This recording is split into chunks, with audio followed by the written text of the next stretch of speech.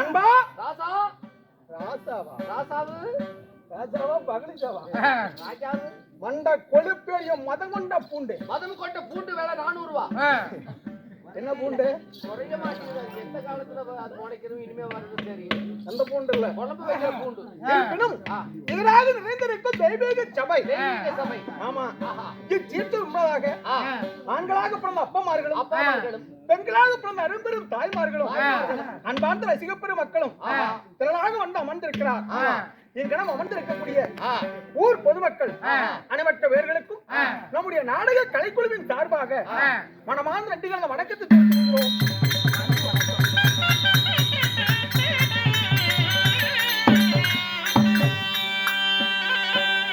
இருப்பினும் இந்த தெய்வ ஒளியும் இந்த தெய்வீக திருசபையும் எதற்காக ஏற்படுத்தியுள்ளார்? வர்றவனுங்களுக்கெல்லாம் பதில சொல்லியே நமக்கு சரியா போச்சு. அதாவது ஸ்ரீரங்க ரங்கநாதருக்கு சாமி கும்பிட்டுட்டு வந்து அந்த ஞாபகார்த்தமா வருத்தம் தவறாம ரங்கநாத கூத்துன்னு விடுவாங்களாம். இந்த கொம்பேடி பெட்டியில ஆச்சாம்பட்டியில ஒரே மாதிரி இந்த ஆளுனால எனக்கு எல்லாம் வளருது. ஆச்சாம்பட்டியில வருஷம் தவறாம கூத்து விடுவாங்களாம். அனைக்கும் கை 1000 முன்பெருமா கெட்டாலும் வேண்மக்கள் வேண்மக்களே தந்து சுட்டாலும் வெண்மை தரும் அத்தன்மை போல நாட்டுக்கு நாடு மகாநாடு அருமையும் பெருமையும் நிறைந்த அழகுதிரு பொன்னாடு என்ன மாட்டியாம்பட்டி ஸ்தலம் என்றால் நமக்கு சொந்தமான தாயகமாகும். கண்டிப்பாக. அப்படி இல்லைன்னா வருஷம் தவறாம நம்ம கூத்தியே வச்சுக்கிட்டு சித்திரவதைப்படுவாங்க. இல்ல சித்த ரசிப்பாங்களா ஆடுறாங்கன்னு ஒரு ரசிப்பு தன்மை வேணுமே. மனம் இருந்தால் போதாது. அப்படி ஊர் பொதுமக்கள் அனைவற்ற பேர்களும் அதாவது ஸ்ரீரங்கநாதர் ஸ்ரீரங்கம் சென்று விட்டு வந்த பக்தவாடிகள் அனைவற்ற பேர்களும் ஓர் மனமாக ஒன்று சேர்ந்து அதாவது சிறுதுளி பெருவெள்ளமாக சேகரித்து ஸ்ரீரங்க ரங்கநாதருக்காக ஸ்ரீரங்கத்துக்கு மட்டுமில்ல சமயபுரத்துக்கு போவாங்க. சமயபுரம் 100 பேர் போவாங்க. சாமி கும்பிட்டுட்டு அப்படியே வந்து இங்க வருஷம் தவறாம கூத்துடுவாங்களாம். இது போன மாசமே ஆடுற அதிகாரியா நடந்துட்டு இருக்குது. ஆமா போன மாசமே ஆடுற கூத்து. அது என்னமோ தெரியல காசு வசூல் ஆகல போடுறது தள்ளி வச்சுட்டாங்க. எப்பனாலும் ஆடுறதானே ஆடுறதா நமக்கு காசா பெருசு. ஆமா நம்ம காசுக்கு ஆடுறோம். பணம் இன்னைக்கு வரும் நாளைக்கு போவோம். அது சரி நாளைக்கு எவ்வளவு வசூல் ஆகுதோ தெரியல. அந்த மாதிரி ஆகிதான் தெரியும். அதாவது ஸ்ரீரங்கம் போயிட்டு வந்த பக்த கோடிகள் அனைவற்ற பேர்களும் அதாவது ஐயனுக்காக வேண்டி போதும் என்பது அன்னதானம், ஒருவருக்கு போதாது என்பது சொர்ணதானம்.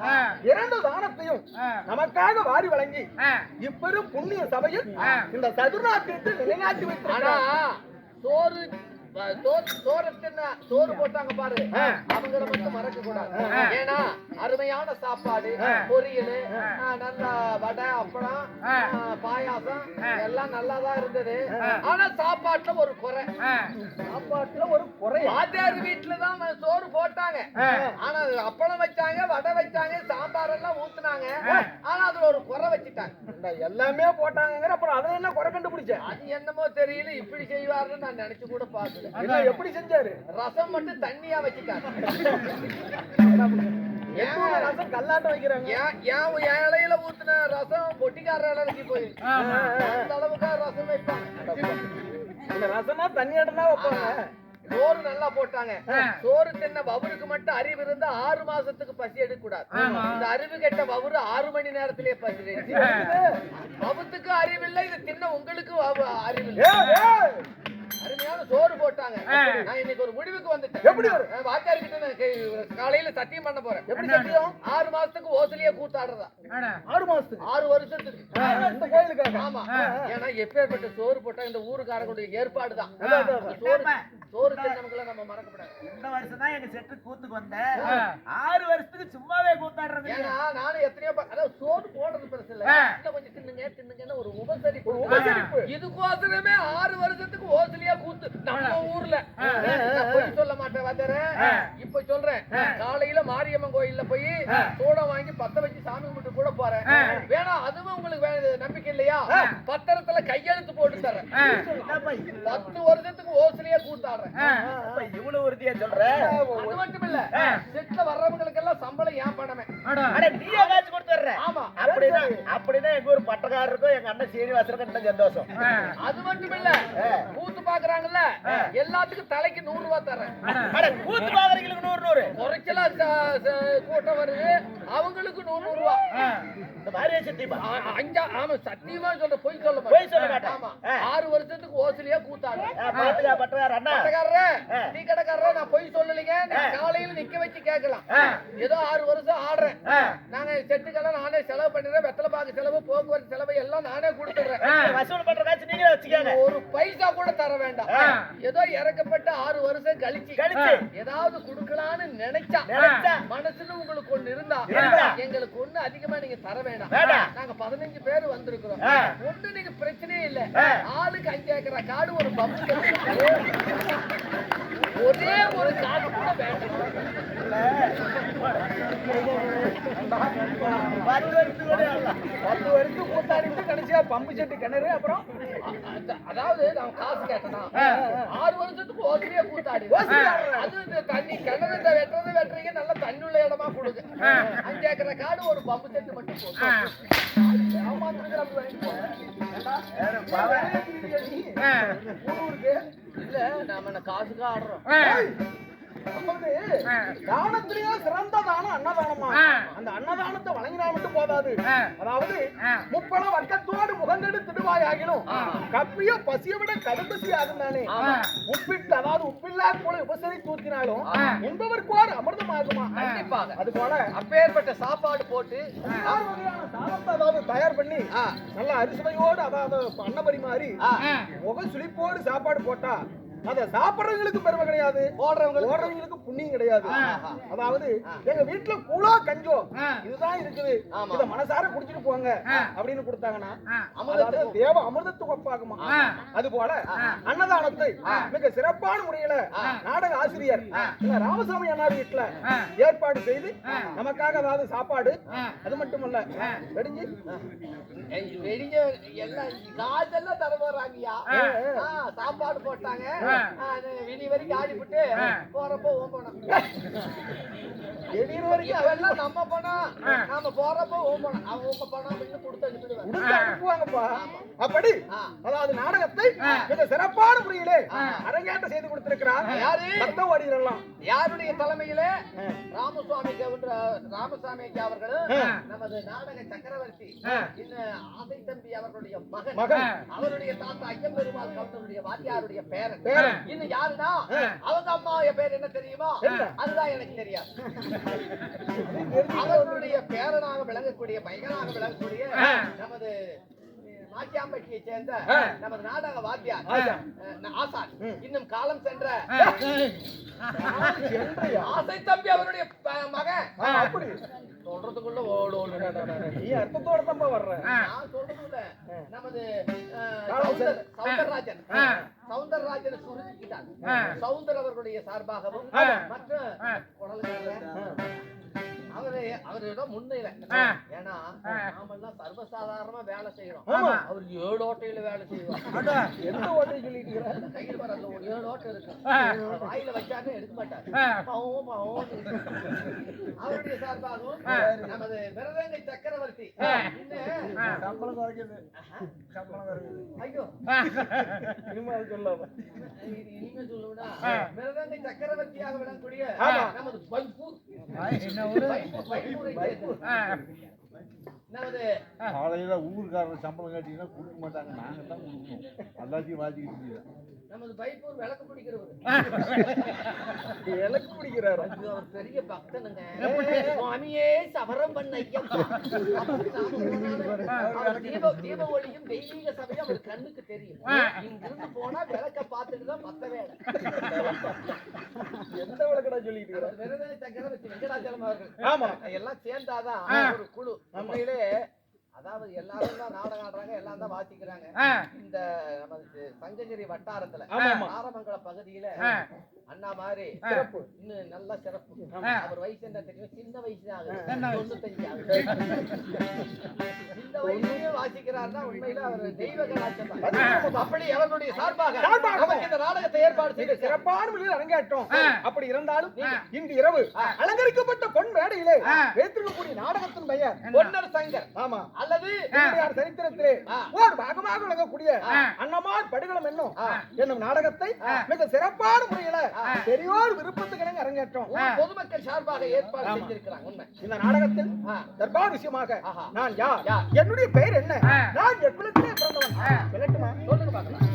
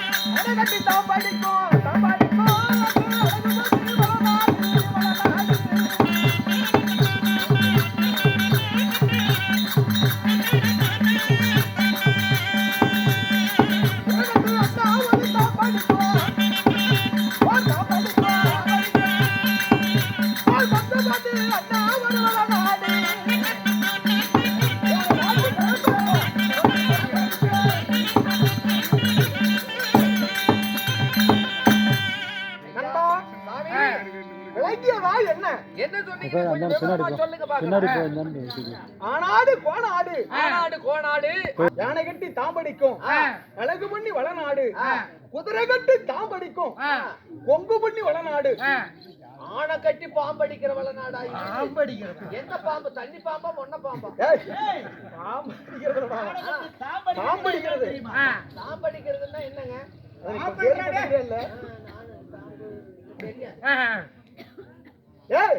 அதாவது நெல்லை எல்லாம் அதாவது தாம்படிக்கணும்னா அதாவது யானைய கட்டி அதாவது தாம்படிச்சுதான் எல்லாம் குளிப்பாங்களாம். அத நெல்லு பயிரை எல்லாம் போட்டு அறுத்து அது தாம்புன்னா அது சுத்திக்க மிதிச்சு அந்த காலத்துல செல்வ வளம் பொருந்திய நாடு.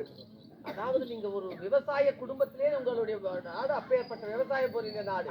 ஆனை கட்டி தாம்படிக்கும், அழகு பண்ணி வளநாடு, புரத கட்டி தாம்படிக்கும், குதிரை குதிரை கட்டி தாம்படிக்கும் வளநாடு, கொங்கு பண்ணி வளநாடு. வளநாட்டு சீமையிலே வாழ்ந்து அதாவது வாழ்ந்து வரக்கூடிய என்னுடைய பெயர் என்ன பேருங்க? என்னுடைய வம்சம் எப்பேற்பட்ட வம்சம் தெரியுமா? உங்க வம்சம் எப்படி? உங்களுடைய பெயர் என்ன? அன்பா குனிந்து வாரி பிடிக்கும் குருகுல வம்சம், சாய்ந்து ஓடி பிடிக்கும் சந்திரகுல வம்சம். அதாவது கொங்கு வேளாளர் வம்சத்திலே பிறந்தவர்கள். வேளாள கவுண்டர்களுடைய வம்சத்துல பிறந்தவர்.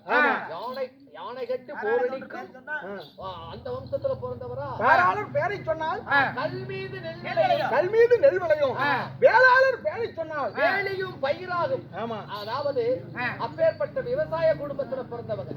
அதாவது நீங்க போய் ஒரு இடத்துல விவசாயத்துக்குன்னு போயிட்டா உங்களை மீறதுக்கு யாருமே இல்ல. விவசாயத்துல பொன்னாக விளையும். அப்பேற்பட்ட பொன்னிவள நாட்டுல பிறந்தவரா நீங்க?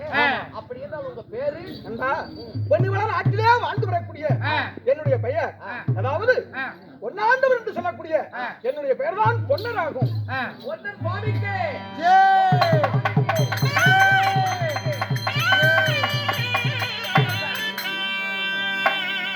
பெண்ணாண்டவர் என்று சொல்லக்கூடிய அதாவது பெரியண்ண சுவாமி. பெரியண்ண சுவாமி என்று சொல்லக்கூடிய பொன்னர் உங்களுடைய பேரு. அப்படி உங்கள் பொன்னராக இருந்தாலும் உங்களை பெற்றவங்க யாரு? உங்க அப்பா அம்மா யாரு? என்னை ஆசையன்போடு பெற்றெடுத்தாரு என் அண்ணன் பிதா, என் தாய் தந்தையர். அண்ணவர்கள் யார் தெரியுமா? சொல்லுங்க பாக்கலாம்.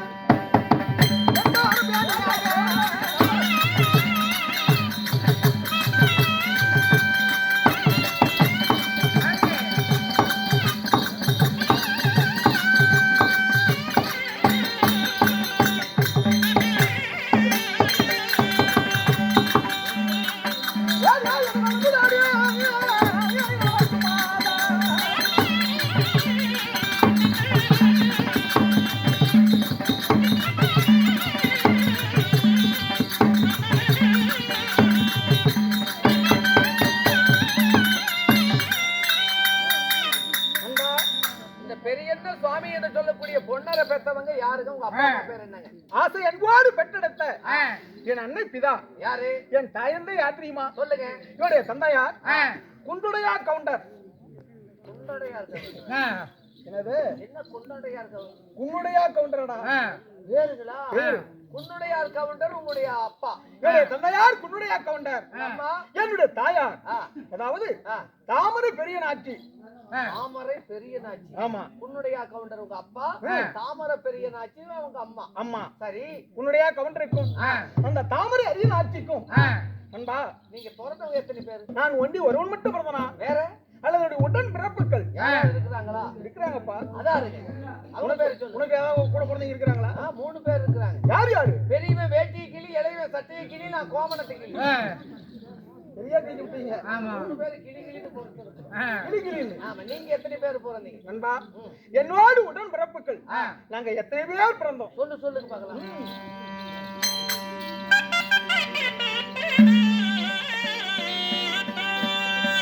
நண்பா அடக்க சேர்த்து நண்பா அப்புறம் தல்வாரி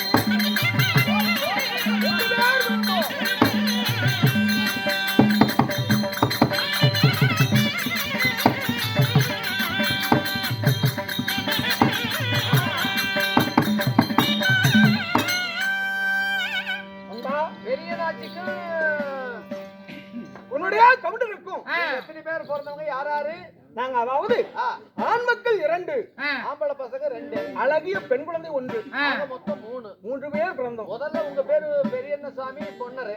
பெரியண்ண சுவாமி என்று சொல்லக்கூடிய பொன்னர் நான் முதல்ல பிறந்தேன்.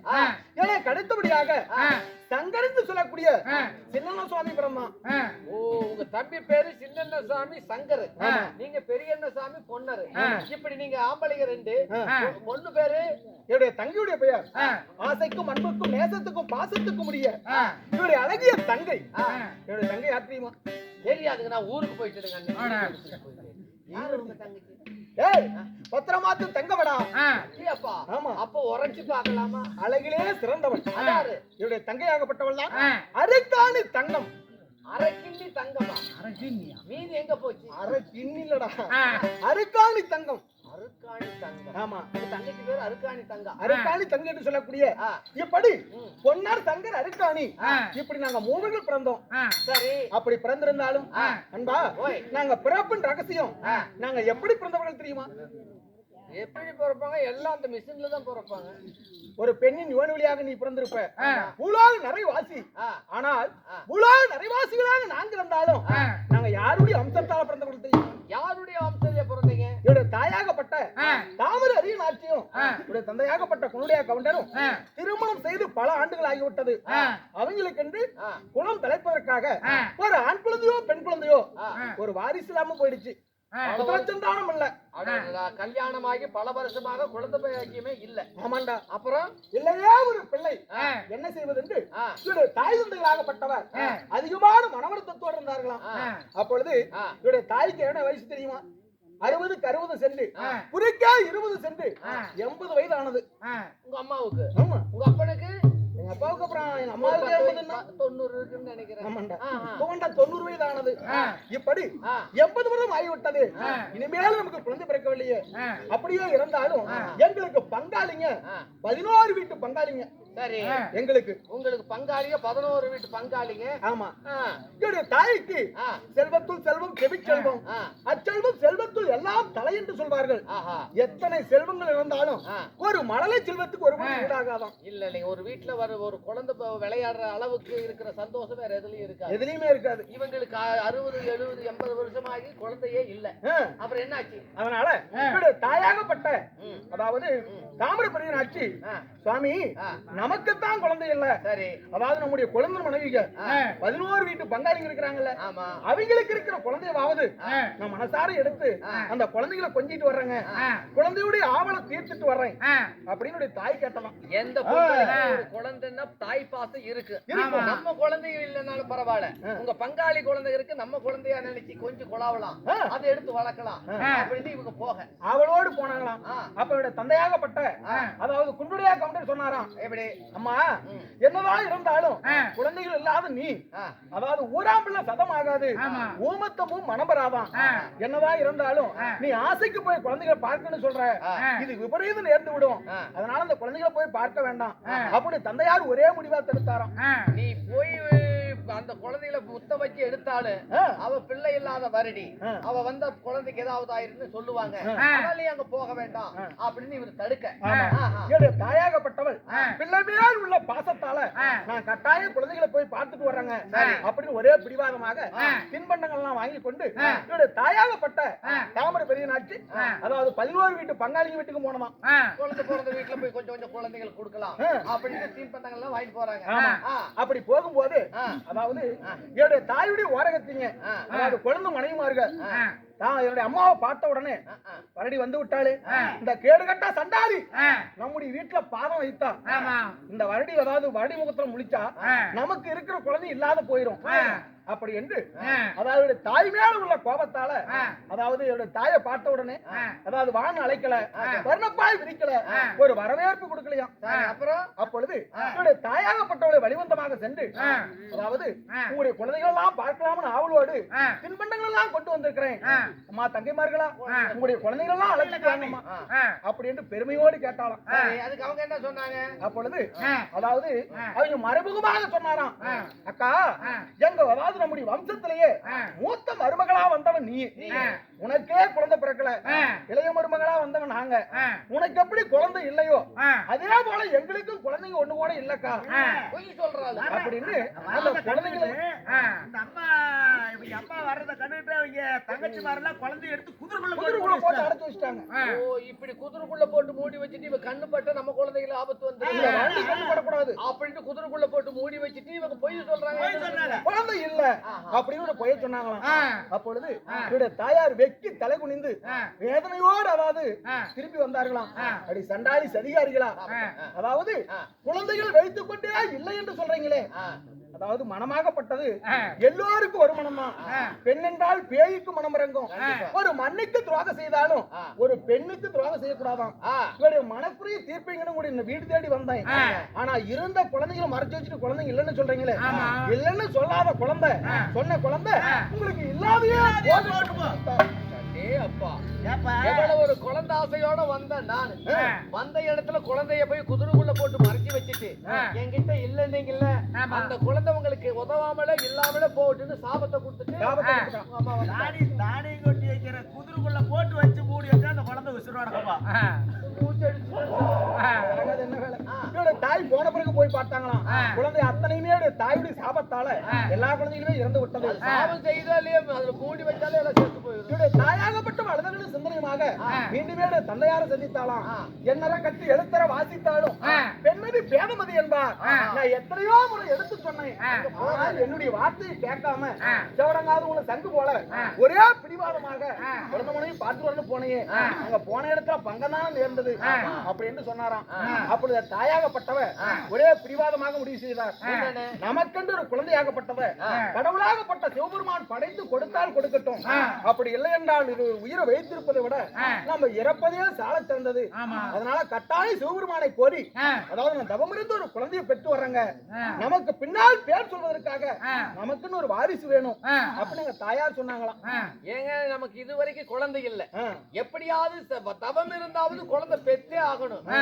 80 வயசுல வரடிந்து கேவலப்படுத்துறீங்க முன்னாடி நம்ம பெருமையோடு குழந்தைகளோடு வாழணும் அப்படின்னு தாய் சொன்னாராம்.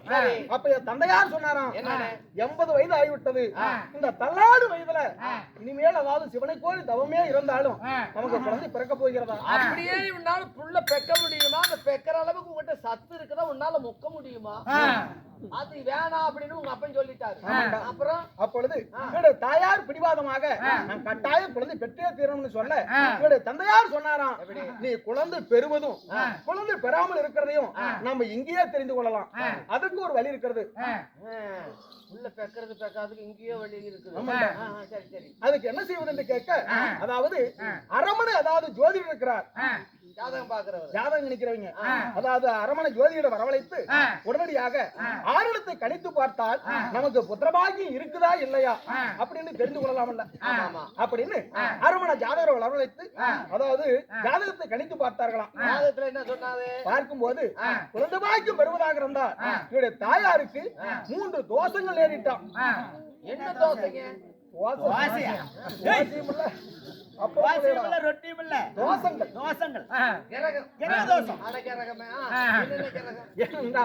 பசு தோஷம், அதாவது கருட தோஷம், நாக தோஷம்.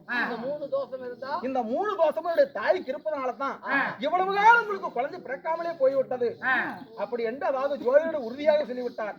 அப்பொழுது ஒரு தோஷம் மட்டும் இருந்தால் அதுக்கு ஒரு பரிகாரம் கண்டிப்பா பரிகாரம் இருக்கும். அந்த பரிகாரம் அதனால இந்த தோஷம் கழிய வேண்டுமானால் நாங்க என்ன சுவாமி செய்வது அப்படி தாயாகப்பட்டவரும் இவருடைய தந்தையார் அரவணைப்போடு கேட்டார்களாம். அப்பொழுது அவர் சொன்னாராம், ஏனென்றால்